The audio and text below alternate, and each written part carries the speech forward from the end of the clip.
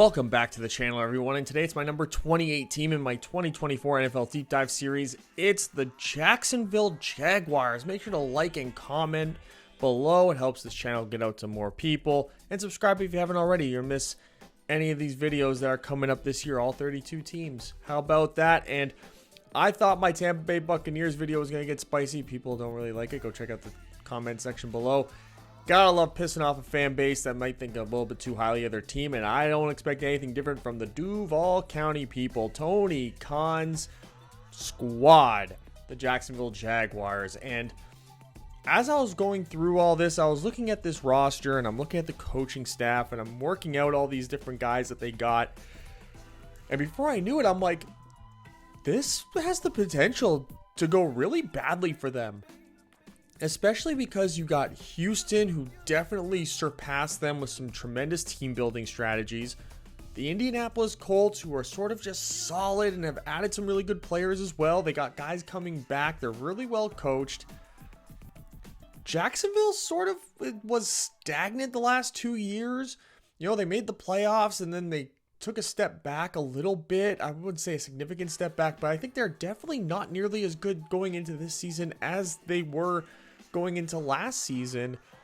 They drafted Brian Thomas Jr., who is kind of redundant to what they have in Gabe Davis. They're sort of the exact same type of player. I wonder why that move was made. I guess just getting weapons out on the field for Trevor Lawrence, who I still think is a good quarterback. I still think he's going to be, up there. He's going to give you a chance in every single game, and he's probably going to be the one that makes sure that they're maybe not picking as a bottom 5 team in the draft next year, that they might just be competitive. They might be like a fringe playoff team, and then end up maybe picking around 9 to 12 in the draft, perhaps.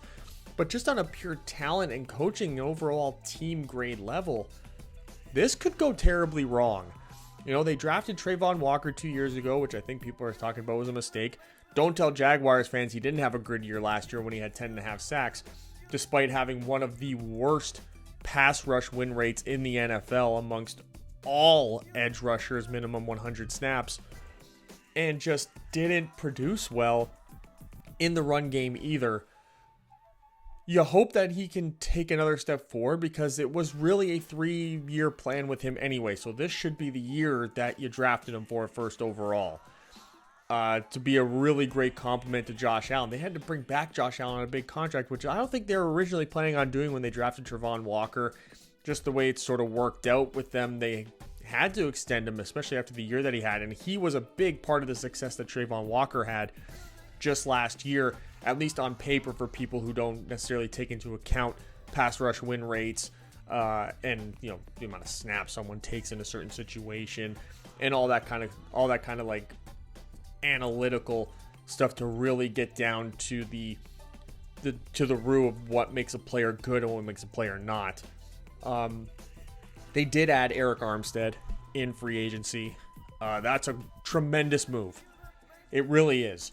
It immediately upgrades their front four, and I think it will open up more opportunities for Trayvon Walker to be better. I think especially if you put Eric Armstead next to him in those front fours, teams are going to have to make a decision on who they're going to double, and I think Eric Armstead's going to win out more times than not on being the guy that gets double teamed in those situations. On the offensive side of the ball, they added Mitch Morse, so that's a huge upgrade for the center position. It's going to be an upgrade for the offensive line overall. Not a big fan of Ezra Cleveland. Don't know why they extended him. I don't particularly feel like he had a good year last year. I guess they viewed him as the devil that I know as opposed to the devil that I don't. That's, I guess, fair to a degree, I guess. Mac Jones is their backup quarterback. Don't know how much of an impact that's actually going to have. I think that's more of like a, maybe we can develop him in preseason. He looks really good and we can get like a 5th round pick for him or something. I don't know, from a quarterback desperate team, perhaps. I don't know what that was about. They have some interesting depth in certain position groups that we'll get to. My concern really starts here with the coaching staff. High-end coordinators are lacking. Doug Peterson, after a great first year, comes in and I don't know. Let's get to the grading system here.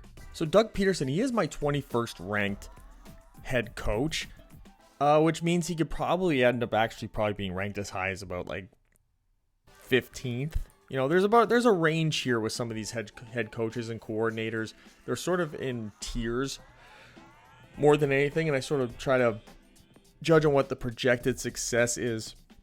But Doug Peterson, he's done an okay job. I think he got Trevor Lawrence to start to develop the way that they were hoping. I think the constant steps forward are really good. I just don't like the coordinators they sort of surrounding himself with. We'll start with the offensive coordinator, Press Taylor, who's ranked 30th for me among offensive coordinators. I just don't love it. I really just don't love it. It's his third season as the offensive coordinator. And how much of the offense's development and success has to do with him and has to do with Doug Peterson? Personally, I lean more towards Doug Peterson. I don't know if Press Taylor, depending on how the first half of the season goes, I don't know if he makes it the full year this year, especially if they come out struggling early. They do have Mike McCoy, who's currently sitting as the quarterbacks coach, who I think could be like sort of like an under the radar guy who, if Press Taylor doesn't make it this full year, could step in as sort of an interim offensive coordinator. But other than that, staff is like okay, I guess. And then you get to the defensive staff, and Ryan Nielsen, for me, is the last ranked defensive coordinator. He spent the 2023 season with the Atlanta Falcons as their defensive coordinator. And I mean, Atlanta hasn't been necessarily known for a great defense since Dan Quinn left. Incapable of developing edge rushers despite the draft capital that they've thrown at it.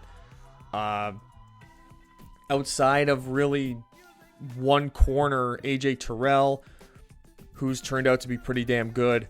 They had to sign Jesse Bates in order to get some strong safety pay, but Richie Grant never really was developed. There was just a real lacking. So I don't understand how he got the job, to be honest. I understand Arthur Smith losing his job because of the overall success was just lacking in Atlanta, but a huge part of that was just not playing good defense the way that an Arthur Smith offensive run system needs to thrive. And this was their defensive coordinator. So I really, really don't understand this. You were looking for somebody who needed to come in and help assist the further development of a guy that we talked about there in the intro, Travon Walker, the edge rusher. And you brought in one guy whose one team has had no history whatsoever of being able to do that. So that in and of itself is why he gets ranked dead last for me. It's a mind-blowing. It was a very poor decision by my estimation. Based upon the needs of what this team is, the investments that they've made over the last couple of years, I would feel more inclined to go out and find someone who had a history of working with quality pass rushers. And this is just not the guy for that. He didn't really do a whole lot with interior guys either, so Devon Hamilton, who is also in need of some development there. I mean, this guy had Grady Jarrett, he had David Onyemata. He sort of inherited Grady Jarrett, and then on top of that, they signed David Onyemata to try to work up and then really no one broke out in that interior room either. Could you say that they maybe didn't have the ceiling as a Travon Walker? I mean, I would argue Arnold Ebiketie had some really good traits, has some really good capabilities, and I think with Raheem Morris might end up becoming a lot better in Atlanta than what he was, and could flourish into being like a number one, maybe a low-end number one edge rusher by the end of the year. And this guy just has no history of doing that. I think it's an absolutely horrific hire. And I think this is going to be one of the keys that's going to really backfire for this football team, is that. And especially because Doug Peterson is an offensive coach, so it's not even like he's going to have some type of extra oversight over the defense the way that a defensive coach would, like a Dan Quinn or something like that. So it's really his whole show, the same way it was in Atlanta, and I just can't see this going well. I really can't. They got some much better, I would say, much better players on paper. Josh Allen, Eric Armstead, Devin Lloyd, Tyson Campbell. But you need to develop Trayvon Walker. You need to further develop Devon Hamilton. You even need to further develop Devin Lloyd, who played great in one aspect of the game, but really needs help in another. You need to be able to develop another cornerback out there with Tyson Campbell and further his development as well. You need to further the development of someone like Andre Sisco, and you brought in the one guy who has no history of being able to develop anybody. So yeah, he really drags this coaching staff down significantly as well. Not great coordinator group, but I talked about tiers. He's so far in last place for me as a coordinator. I just had a specific numbering system that I was sticking to. So 68 is the lowest grade I could give a coordinator based upon my personal scoring system to kind of keep everything as level as possible. But if I could give him a 0, I would. But that would just be completely unrealistic and really damage the overall grading of the coaching staff as a whole. So 28th is really, because of that, the best case scenario I can give right now for this coaching staff. And I don't know why Doug Peterson made this move. I just don't get it. But moving on. Let's get into these player grades, and we'll start with the quarterback. 16th ranked quarterback Trevor Lawrence gets an 86 grade, right smack dab in the middle. This is based upon a number of things. He has had some turnover issues. So you're looking for him to take another step forward, though. I feel like he's taken steps forward every year, the last 2 years in particular with Doug Peterson. The overall success of the team, they missed the playoffs, but they were sort of right there in the mix at the end. So you're hoping they can clean up some of the mistakes that he was making with another year of training camp, another year of OTAs, and a different variety of weapons. I wouldn't say he's necessarily in a better off situation wide receiver wise. I think at best case scenario, it's sort of par for the course here. You lost Calvin Ridley, you lost Zay Jones. They brought in Gabe Davis and Brian Thomas Jr. It's going to be interesting to see how they work with those guys. But I think that Trevor Lawrence still has the potential. I think there's this over expectation that quarterbacks are going to come out and be superstars right away. Trevor Lawrence, he's got all the tools. He's slowly putting it together. I think the offensive coaching staff outside of Doug Peterson is a bit of a concern. I think that the redundancy of some of the weapons that they have on the team, Gabe Davis, Brian Thomas Jr., could result in maybe not as much production as they would hope for. But I do think that he is, as an individual, could really come through big for them in some certain situations. And he's going to be somebody who I think we're going to see throughout the year keep them in games with his arm and even with his legs a bit, even though he's not that significant of a runner. Mac Jones is the backup with CJ Beathard. I wouldn't anticipate them. There's no threat there. I think Mac Jones and CJ Beathard are more just competing for that number 2 job, and the other one will be the emergency third string quarterback. But I look for Trevor Lawrence to continue to develop and keep pressing forward. No pun intended with Press Taylor as an offensive coordinator, but I just also don't think that the defense is going to do him too many favors, which I think is also going to set him up to have to maybe force the issue a little bit, and that could lead to more turnovers on paper that might necessarily not reflect on him in particular, but more so just situationally trying to make something happen.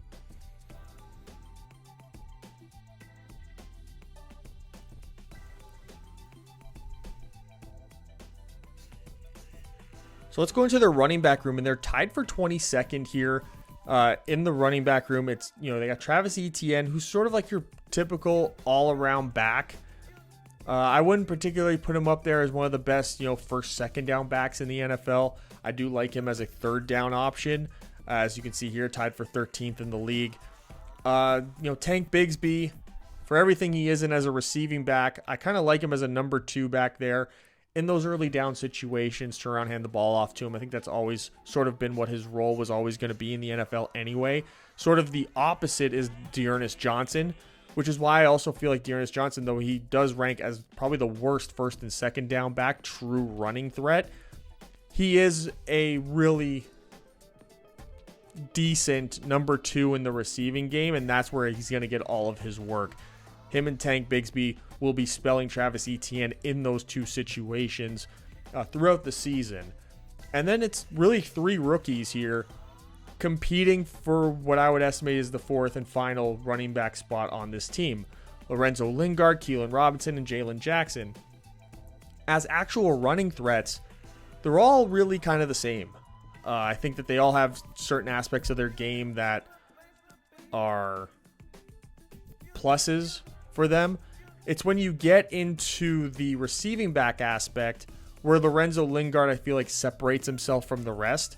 Keelan Robinson, I don't think is nearly as good as Lingard. Jalen Jackson, not anywhere close. He's not even as good as Tank Bigsby in those scenarios. At best, they're a wash. And he doesn't nearly give you what Tank Bigsby would on first and second down as a between the tackles runner. So I think he's automatically sort of the odd one out there. So I think it's Lingard and Keelan Robinson who are really going to be the ones competing for that final spot. Whichever one I would say performs better special teams wise, naturally is going to be the one I think that makes the team. And then I would anticipate maybe Keelan Robinson finds his way onto the practice squad.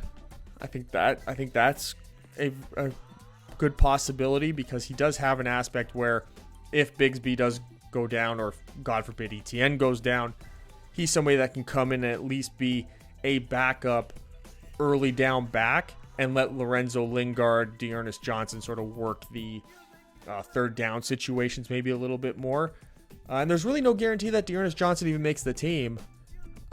Just because if Lingard does outperform him in certain aspects, especially in the receiving back aspect, that sort of eliminates the need for Dearness Johnson at all to be on the team. So there is that outside chance there with them.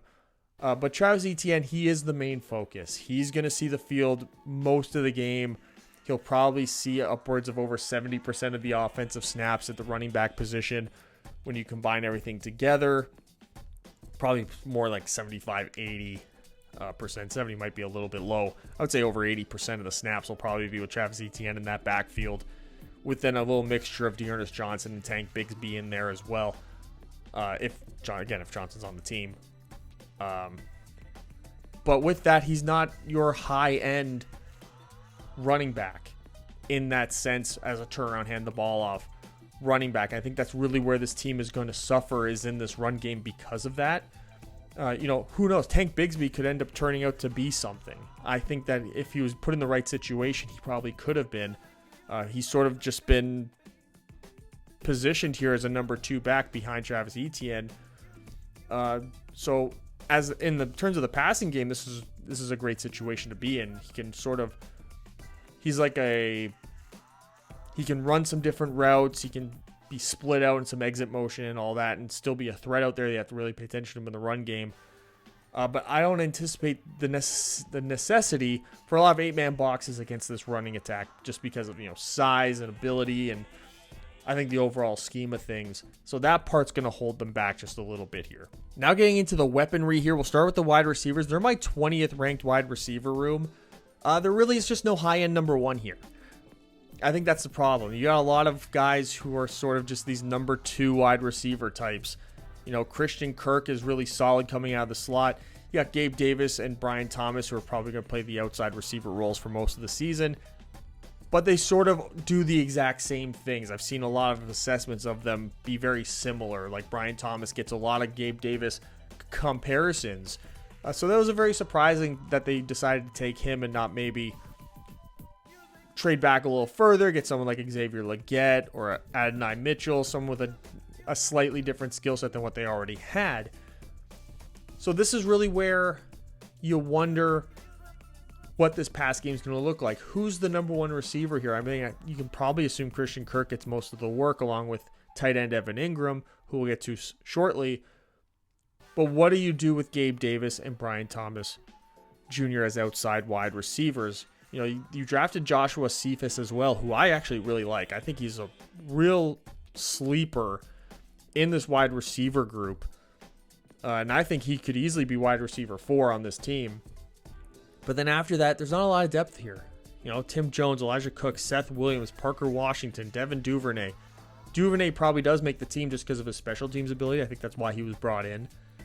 So it's really, I would say, I think Joshua Cephas has to make the roster there. So there's your 5 wide receivers. So it's Parker Washington, Seth Williams, Elijah Cooks, Tim Jones. These guys are all competing for, you know, I'd say the last roster spot designated to a wide receiver. So I would say whoever performs well on the outside and can show a little bit of a different skill set than what you're getting out of Gabe Davis and Brian Thomas Jr., that's the guy that stands the most chance of seeing the field the most. And you could have a situation where it's not going to be those two guys on the field a lot. You know, they both get the exact same grade for me as well, 75. I don't, on the initial, on its face right now, I don't see much of a difference between those two guys. And then when you get to the tight end room, they got the 8th best tight end in football, and as a receiving threat, Evan Ingram, he gets an 89. Luke Farrell and Brenton Strange, I think, are really good backups, a number 2 and number 3 tight end. They can come in certain situations as well. In the running game, where Evan Ingram maybe not so good in that scenario, he's definitely gotten better as time's gone on, especially since he's gotten to Jacksonville. When he was with the Giants, he was just more than useless in the running game as a blocker. And that's something of his game that has improved enough where I think you would feel comfortable with him out there on the field in rushing situations and making him more of a full-time tight end, 3-down all-purpose tight end. I do think it's not also difficult to find a tight end on your roster who's probably a better blocker than him, who might be better served on those early downs, especially get late in the game. Maybe you're playing with a lead. You don't need Evan Ingram on the field, you know, or maybe he is on the field, but he's sort of split outside. You know, you've run him out as a bigger slot. I think that's a bigger role for him too coming into this year. And then you get whoever ends up being your best blocking tight end makes the team, and then that's the guy you send out there in those situations. Josiah DeGuara, though not a great receiver, I think he's somebody who you should look at as being kept on the roster as like a fullback, maybe like an H-back type. Then filling in that role in front of ETN, you get into some of the bigger sets under the center. But, you know, you combine the 8th best tight end, you got a decent receiving game. It's finding somebody in this group of wide receivers, and obviously they're hoping it's Brian Thomas Jr. They drafted him in the 1st round this year. I don't know if year 1 is the year for him.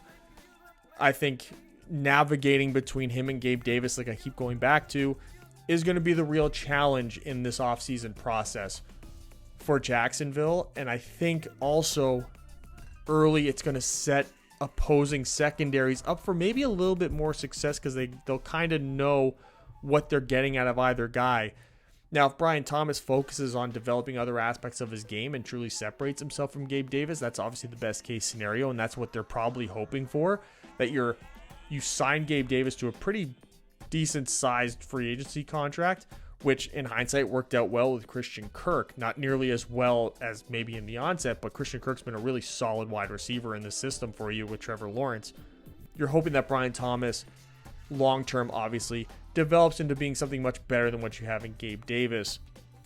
But there is that possibility that just doesn't happen, that he's just this type of player, and now you're stuck with two of the same guys, which is why, again, I go back to Joshua Cephas as being somebody who perhaps could be like that under-the-radar breakout guy like you saw with the Rams and Puka Nacua, for example. And I'm not saying he's going to go out there and break all these rookie records. I don't think the offense in general is structured in a way that would allow that to happen.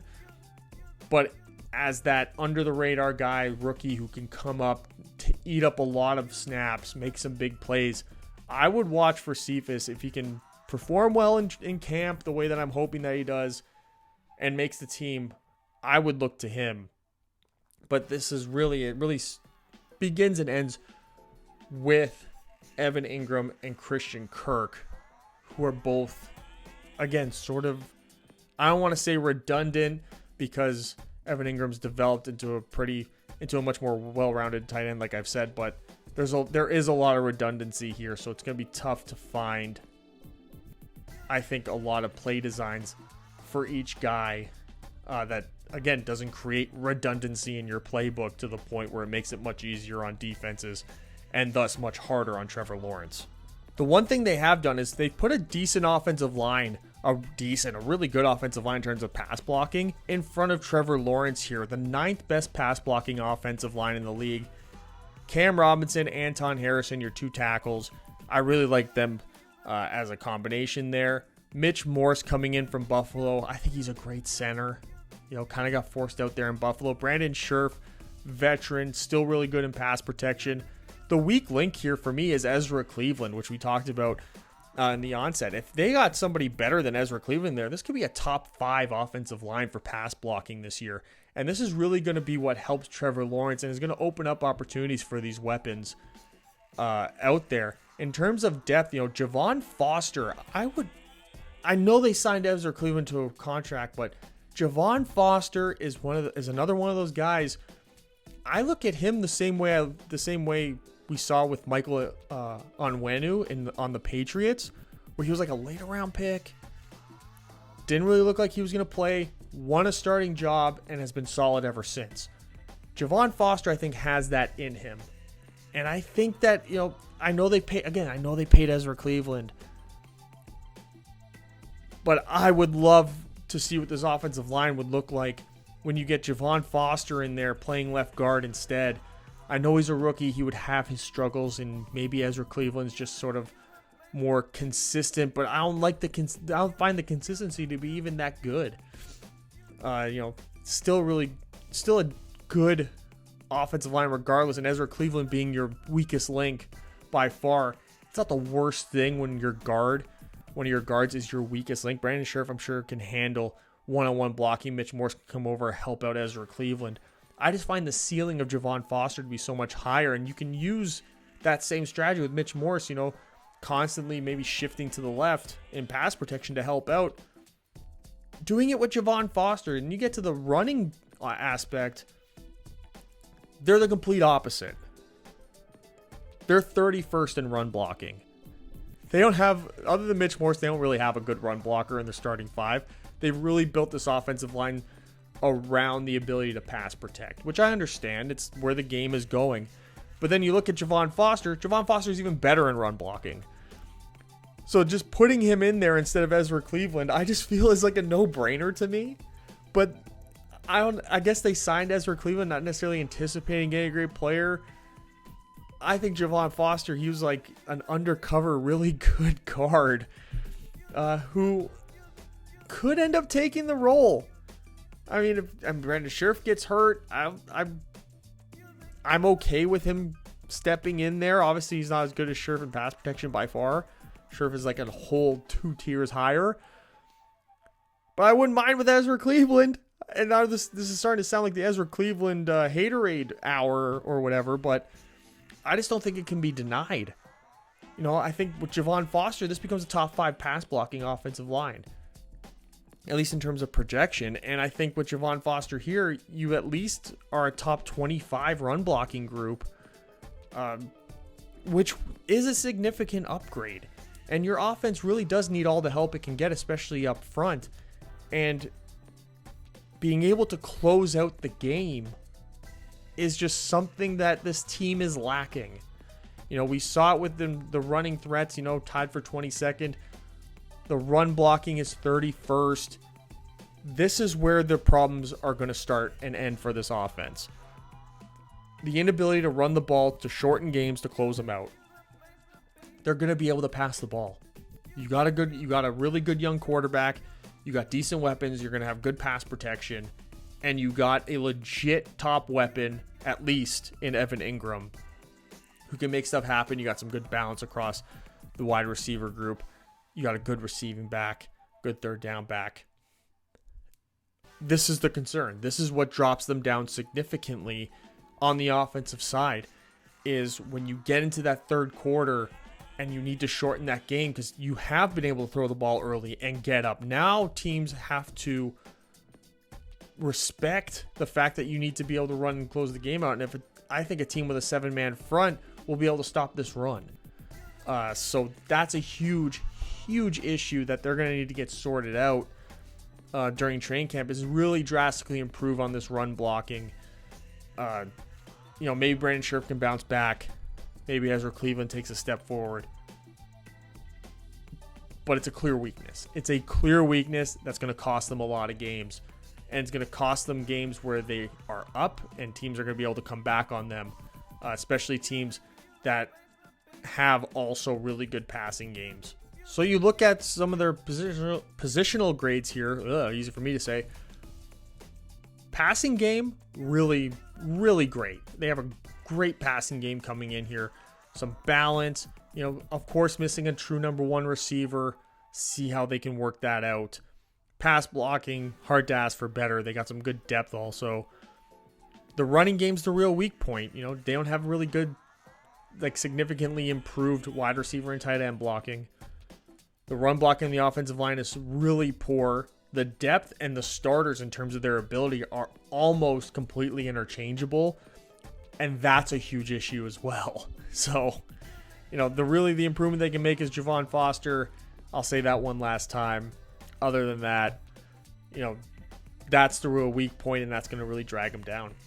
And you can see the significance of that. The last ranked rushing offense in the NFL, 69.3 rating. Tied for 9th, though, in passing offense, 80.3.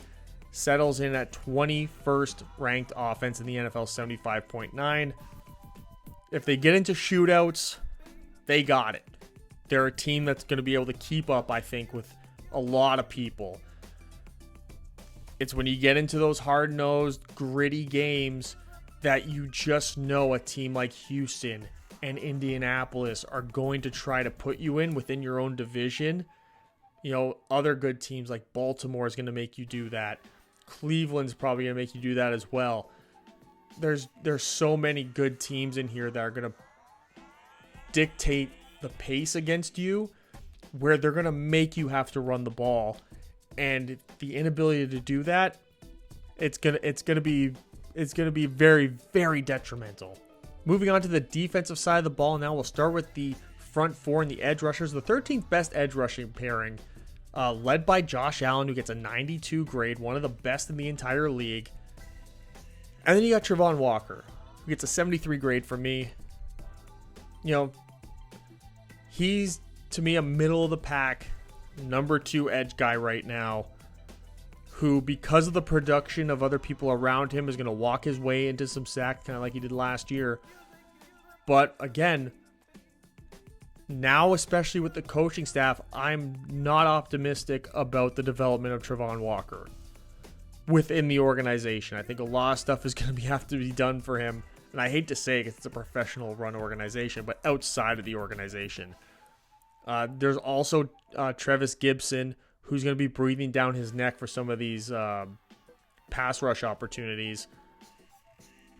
Miles Cole's a rookie who I think could also be somebody. But again, with the lack of the ability, I feel, in the coaching staff to develop defensive players just based on the staff and the top down from Ryan Nielsen, Miles Cole might just settle in at being a number 4 edge rusher. And that's sort of what his future is, as long as that guy's the coach.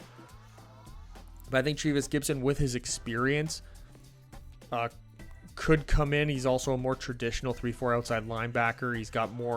He's more of a backup, I would say, to Josh Allen than he is a starter. So I think Travon Walker's skill set, his body size, and all that works in his favor in just the way that they've developed and signed up this edge room. So there is that working in his favor. I still think he's going to get every opportunity in the world just because they invested so highly in him the way that they did. You get to the interior guys, they have the 6th best interior rush. So as a whole, it's a really good front 4. Eric Armstead gets a 91 grade for me, one of the best interior rushers in the league. Devon Hamilton's a really solid nose tackle, who I think we're going to see him and the rookie Mason Smith from LSU that's where that rotation is going to be. And I think it's a really solid rotation to have. Unlike the Tennessee Titans, who we just covered in the previous video, who is really lacking a lot of depth in terms of getting their best two players, whether it be edge rushers or interior guys, not having a real solid rotation of guys situationally to work in there to give them breathers throughout games where they're not really losing a whole lot in terms of production in those situations, 10-15% of the game. They got this here with Mason Smith, who can come in, play next to Eric Armstead on those third downs. They have Trevis Gibson, who can come in for Travon Walker. Maybe you want to kick Travon Walker inside on these downs, and that's a package that you could have put together that I actually would really like. Give Travon Walker that opportunity there with Trevis Gibson out there and get some more speed off the edge with Gibson and Josh Allen, with combining some finesse in there. But I think that you would see Travon Walker maybe kick inside in situations where maybe Eric Armstead isn't on the field, more so than putting them together. But I think there will be a front four package of that. I just don't expect to see it all that often. I'd be more inclined to see a group like Allen, Gibson, Armstead, and Smith. I think that would be a real popular front four throughout the year, sort of like that secondary front four, while you're getting certain guys off the field for breaths, Travon Walker, Devon Hamilton. In terms of the other depth they have for the interior, Roy Robertson Harris hasn't really stepped up in recent time. To me, that's a bubble roster guy. I'd be interested to look at his contract. Don't really know what that looks like. Have to look into that. Gotts is sort of a 3-4 end. Tyler Lacey, just Ledbetter, They drafted the other LSU defensive tackle, Jordan Jefferson, who as an interior rusher just doesn't have it. That's not the reason why he would make this team if he makes it at all. Looking at linebacker coverage here, they actually get the 16th ranked linebacking group in passing situations with Olakun and Lloyd, who are really their two best linebackers in all situations. Olakun really shines in pass coverage, while Devin Lloyd against the run last year was absolutely phenomenal. The depth that they have in this situation with Tyler Kaiser, who they just drafted, they've done a good job drafting good rotational guys for their interior defensive line with what we saw with Mason Smith, and now here with Tyler Kaiser for these passing situations to maybe get Devin Lloyd, a breather, get him off the field if he isn't playing as well on third down. It gives you a little bit of, fresh legs there. They don't really have anyone else like that on the roster. Caleb Johnson, Chad Mooma, Ventrell Miller, those aren't guys that you want to see out there playing in third down situations, passing situations as linebackers. So that's where Tyler Kaiser's lane really comes into play here. But overall, I feel like it's a really good balanced linebacking group, to be middle of the pack where you're not really getting guys out there doing what they do best, especially Devin Lloyd. That's a good situation to be in as linebackers. I think both of these guys are athletic enough to play spies, to play, a basic underneath cover two style zone coverage, sideline to sideline, that type of zone, disguising and all that. That's where their real pitfalls are, which is why they aren't a top 10 linebacking group, but overall, solid group. Getting to their cornerbacks, and they have the 15th ranked cornerback room here with Tyson Campbell, Ronald Darby, who they brought in as a free agent, Antonio Johnson, who's definitely more of just a slot player here. So they're two outside corners, Campbell and Darby. Darby's got all that experience, but again, you want to get Tyson Campbell, you want to get him developed, and he's just not in the situation to do that. I think that they did a good job of bringing in some depth here to the cornerback room, with Darby. Then they got Jerrion Jones and DeAndre Prince as rookies, who I really like both of those guys to make the team. I think they could be solid situational backup guys, good dime corners in there, good rotational guys, just really solid developmental backups who can make the team early and can make differences, I think, throughout the season, especially as, you get Darby, who's a little bit older, who you can anticipate maybe not making it the whole season without injury and missing a couple of games. I think hopefully that doesn't happen early in the year, but then it doesn't happen at all, obviously. But you'll have Jerry and Jones and DeAndre Prince, these rookies, who you hope are ready to step in. I think they're two really solid players to add into this group. But again, you need development. They're going to get a lot of help from the front four with Josh Allen, Eric Armstead in particular. So that should help them on the back end significantly. You get to the safety group here. Their 17th best safety group. Andrew Wingard. They got Darnell Savage from Green Bay. Wingard's real role is going to be in these passing situations as a safety. Darnell Savage, he's going to be able to move around. He'll play both safety roles. He'll come down, play in the slot. You'll see him and Antonio Johnson, I think, do a lot of disguise in terms of what their roles are. I think they're very similar players in terms of their current abilities. I do think Antonio Johnson, I like him a lot better than Darnell Savage, but I could see Savage coming down, playing in the slot. He did pretty well there doing that for Green Bay.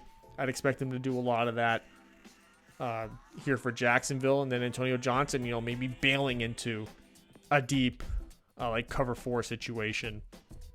I like Andre Sisco as well. I think he's a good rotational third safety for this team as it stands right now. Maybe Darnell Savage kicks down. Antonio Johnson can play the other slot in dime situations. You'll see Andre Sisco come in, play back there with Andrew Wingard. Josh Proctor, I think you're going to see him more as an early down player. I think that'll be where his ability to make the team comes from and where you're going to see him play some special team stuff. I think he's a good physical player in the run game. Daniel Thomas, Eric Hallett, they're sort of just bubble guys, special teams at best players. But overall, I think they have a really nice middle of the pack cornerback group that I think will play better than these rankings throughout the year because of guys like Josh Allen and Eric Armstead that they have up front. But if put into situations where they're playing really good offensive lines and they're not getting a lot of pressure, I don't think that they have the players as it stands to be able to create a lot of coverage sacks, as they're called. To get those 4-man rushes where the offensive line holds really well. I don't know that they're going to be able to sustain in order to get those pass coverage sacks like some of the other teams will, which is why they're sort of not ranked nearly as high as some others. Moving on to looking at the run defense here, tied for 23rd with the edge room. Josh Allen, still the best guy. He's your all-purpose 3-down linebacker, outside linebacker, defensive end. Travon Walker doesn't really take much of a step back there. He's still just, I would say average at best. Trevis Gibson on these early downs for sure will just be the backup to Josh Allen. You won't see him a lot on the field at the same time as Josh Allen in running situations. And again, they don't really have the depth here,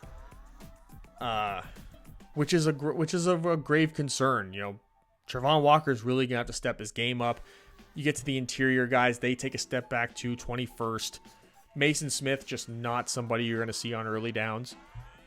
This is why I feel like you're going to see maybe Devon Hamilton and Eric Armstead, Devon Hamilton in particular, be somebody who's rotated out on third downs for Mason Smith, because they don't really have anyone else. Roy Robertson, Harrison, Adam Gotsis are good in the run game-ish, sort of the same as Devon Hamilton, but positionally, they don't have like that nose tackle ability that Devon Hamilton has.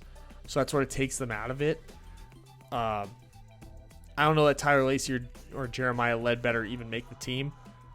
At this point, I think there's a lot of depth in front of them. And Sizzy Otomeo, that's an interesting guy to look out for. But for all the advantages they have as a front four in the past, they're sort of the opposite situation when it comes to the run, and I think that could be an issue there because they do have some really good linebacker play in the run, but you want the front four to be able to execute to make the job of the linebackers easier, and I just don't think that they have that group right now. they're really gonna have to. That's something that needs to be a real coaching and development point in the offseason. And what makes that even a bigger coaching point is that they're tied for 5th in linebackers against the run. Devin Lloyd, fantastic play. You got Oluokun, who is kind of underrated in the run game, especially when he's complemented so well with another linebacker. You know, Tyler Kaiser, he's another one. He could be a real good rotational guy across the entirety of all 3 downs. You know, he can come in early downs, you get Oluokun out. He can come in on 3rd down, you take Devin Lloyd out. I think he can play both of those roles really well as a true backup linebacker. When you're in a league now with 2 linebackers is sort of the baseline here. Very few times you get a 3rd linebacker. But I think Tyler Kaiser, if you're going to play a 3rd linebacker in like a base 4-3 defense, he's actually going to be a real asset on the field for this group. They still don't really have anyone else. You know, Chad Muma, Caleb Johnson, maybe they make the team because they're sort of the next best up. But how many linebackers are you going to keep? 5? So maybe that's it. Daquan Jackson, Ventrell Miller, and Andrew Parker sort of on the outside looking in then in that situation. But they really upgrade the front 7 in particular in the run game with these linebackers. They invested highly in linebackers. You know, now it didn't work out with Chad Muma so much. But then, to get Tyler Kaiser in there, you have Devin Lloyd, Oluokun, who also, I think they're going to gel really well as a top 3 linebacker group here. Really good group. Top notch. Not much else you can say about it. Moving into the DB run support, they're tied for 18th here. Andrew Wingard, serviceable. I do like Josh Proctor a lot better, though, in this scenario. This is where he's going to get his work. He's going to get some really down work. This is where you can get Andrew Wingard and Darnell Savage some breathers. Sort of like in the Devon Hamilton role for the interior guys, where you got Mason Smith and you got, whoever ready to rotate in these situations. This is what Josh Proctor is going to bring here for DB for those early downs when teams are going to be trying to running it down your throat. I think Andre Sisco sort of under the radar as well. That's why Daniel Thomas and Eric Hallett, I feel like come September, won't be on the roster because Sisco sort of does everything well. He's a really good number 3 safety. Wingard is another one who sort of does everything well. Josh Proctor's a really good 4th guy to be brought in these early down situations. Darnell Savage has the versatility to be playing safety, to come down and play in the nickel and the dime. So again, it's the middle of the pack, but it's not going to be a group that necessarily drags down the overall quality of the defense. So that's something that's really advantageous for them going into this year, is that the back end is solid enough in run support and in coverage where you're not overly concerned about them being the reason why you blow it. You can put all that focus really into your front 4 to really be the make or break for this defense throughout the year. So again, taking a look at the positional groups here, cornerbacks and run support, they give you a C. Middle of the pack. Nothing special. Again, just like the safety group, not going to drag down your defense in any way. Some balance here. My concern is what it is with this defense, and that is coaching and development. No history of it with the coaching staff in their other situations, and I think that overall is going to be the real detriment. Also, them trying to find a healthy rotation in their front 7, which I think will be linebacker will be the easiest. How they deal with it in the front 4, I think, is going to be how this defense overall performs. Josh Allen, Eric Armstead, if they perform the way that they're supposed to as high-level players, they can raise it up. If they don't, if both those guys take a step back in terms of production, that could be what ends up being a real issue here with the defense overall. So their overall defense gets a 74.86. That's 16th in the league, smack dab right there in the middle. 12th pass defense, 76.9, and the 17th rush defense, 71.8. This is a defense, talent-wise, should be good enough to make you a winning franchise. It really should. It really should.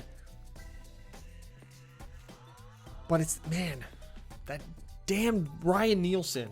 So really in this overall ranking, 75.04, that's 28th in the league. They get a 74 grade for their 28th ranked coaching staff. 75.9 for their total offense, 74.86 total defense, 21st and 16th respectively. The rush offense being so terrible, and the defensive coaching, and the lack of development projection that comes with that on the defense side of the ball for some key players like Tyson Campbell, like a Antonio Johnson, Travon Walker, especially throwing Devon Hamilton there as well.